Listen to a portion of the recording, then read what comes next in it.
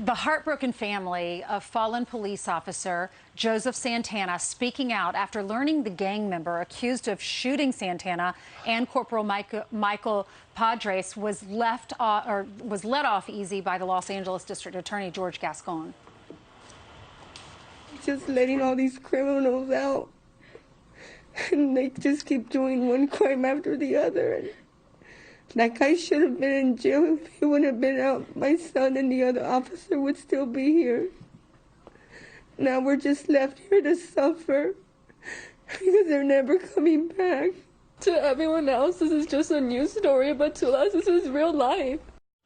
There you've got the sister and the mother before that of one of the officers. This comes as Gascon's office defends the plea deal that let the cop killer out on probation despite his lengthy criminal record.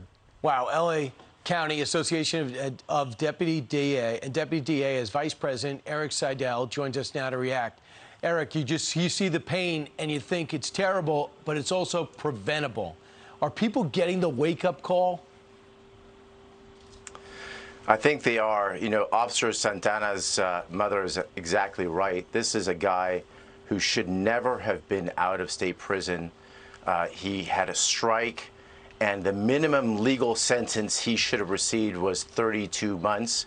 But in George Gascon's legal system, he got probation, and that's just absolutely wrong.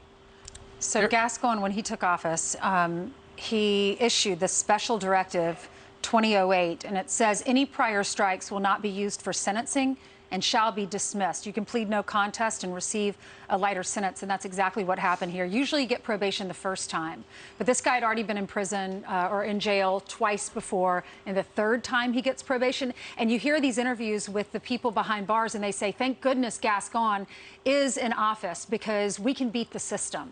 What's your reaction to that? And what's your reaction to the recall efforts? Do the majority of people that you talk to, even the ones who haven't signed the recall, are they for recalling him and putting someone else in his place? Look, he broke the system. He now owns it. And the reason why these two officers are dead is because of his policies. And I think that people are finally starting to wake up and see exactly what it means to live under George Gascon's criminal justice system, which means that criminals get released, criminals continue to terrorize the community, and in this case, a gang member with a gun killed 2 El Monte police officers. And that's waking up the community. People are ready to sign. They've already passed the actual required number. Now we just need the padding to make sure that that this gets on the ballot.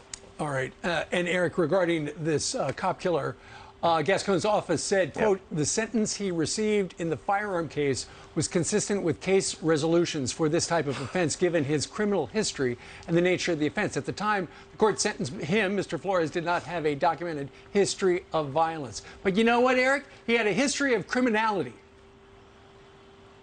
So Gascon's statement is utter nonsense. Yeah, maybe it's consistent under his system of justice, but in every other normal prosecutorial agency, that's not what happens. A felon with a firearm, a gang member with a firearm, a guy caught with dope and ammunition, that guy gets state prison. He doesn't get probation in any real criminal justice system. Well, yeah, not the one you're under now. Eric, thanks so much. Appreciate it. Thank you, Eric.